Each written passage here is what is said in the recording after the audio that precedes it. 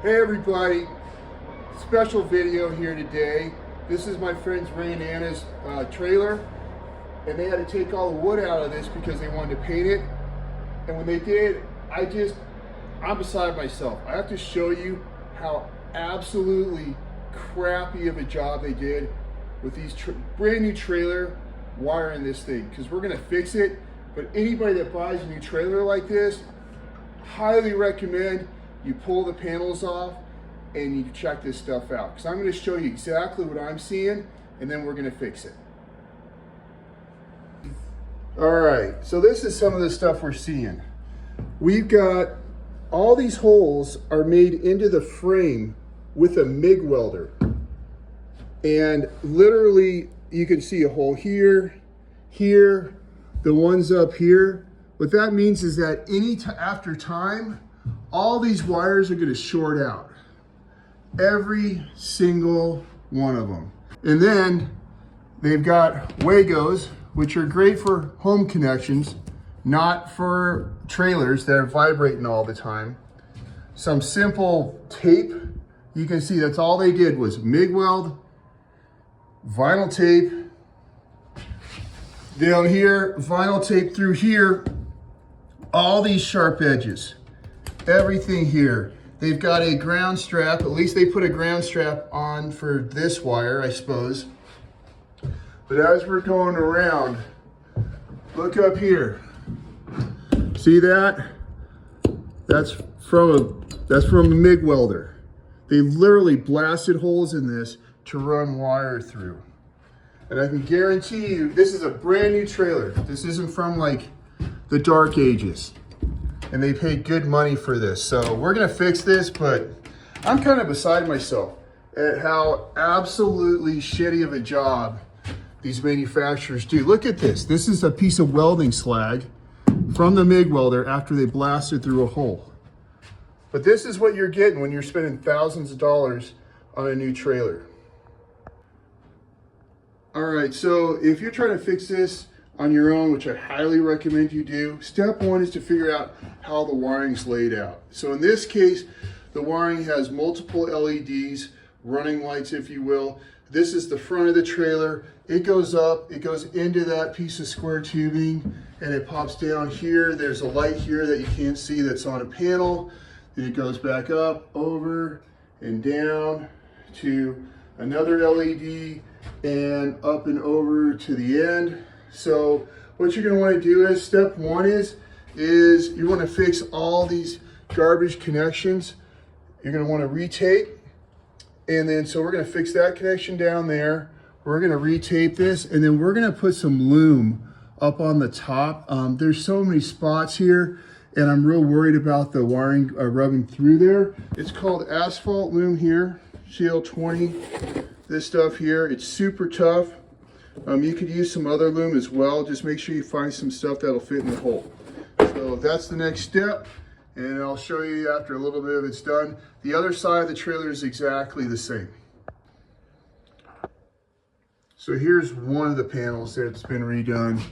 You can see there's some loom going through that hole. There's not much I can do about that hole. There's no way to put a grommet on it because they literally took a MIG welder and blasted a hole through that square tubing. But its wiring's now protected and it's strain relieved. And then this is the wire that's going to go to, it's just plain long. This thing's going to go to an internal, like a dome light, interior light. So we're going to keep rolling. So this is just another example of why we're going through all this effort to fix this. This is the hole right here for the external LED light, and it looks like they just used a screwdriver and just pounded the crap out of the panel. So we're gonna clean this up with the Dremel and then reroute these wires and have them cinched so they can't move around. So that's next. Hey, so here's one trick I want to show you guys. So as you can see from that last video, I took the Dremel here and I cleaned up this hole, but you still have sharp edges. So one little trick you can do is, this is Gorilla Tape, get a big roll, you'll need it for this job anyhow. And then take a piece here and then take your knife and make a small slice, safety first, of course, in the tape. Then you can take these wires, which I'm going to reconnect here in a moment, and feed these wires through that slit that I just made. Try to keep the tape in one piece. And then you put that right over that hole. Make sure those wires are centered. And then when you put that tape in, it's just going to help protect those wires and keep those wires from moving around and touching those sharp edges, which are right around here.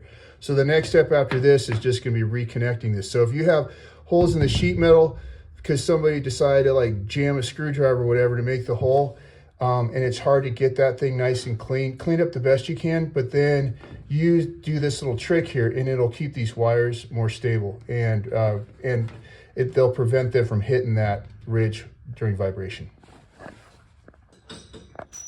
Okay, and one other little general note I wanted to share with y'all is that when I'm using this Gorilla Tape again, and these are the crimp type connectors that also are heat shrinked. So that makes them, they have some mastic in there, so they're nice and strong and weather resistant. When you do put this stuff on here, I do suggest that you put it over these connectors, just because from a vibration standpoint. So when you see this whole panel all the way done and the trailer done, you won't see many of these connectors because they're going to be underneath this stuff. So just a suggestion. So as you're, make sure you tape it nice, or like this panel is, and then when you come down to where your interconnect is, or your splices are, just put a piece of tape over the top like so. And it'll be kind of like just how I did here. And that'll keep it from moving around a lot. Just, again, just keeps it cleaner. Okay, so side one is complete. And now we're on to side two. All right, so we got her finished up. It was about less than an hour at time and a whole $10 in materials. So I'm flashing up right now. You can sort of see everything that I used for this. All right, so at the end of the day, I'm kind of beside myself with the quality that you get out of a brand new trailer. But if that's the case, at least we have the tools and the know-how to be able to do this stuff right. So this one's sorted and ready for their long haul. If there's any other types of trailer-specific content you're looking for, or information or knowledge, send it in the comments below, and I'd be happy to throw up some more stuff that's related to this. So thanks to everybody. Have a great day.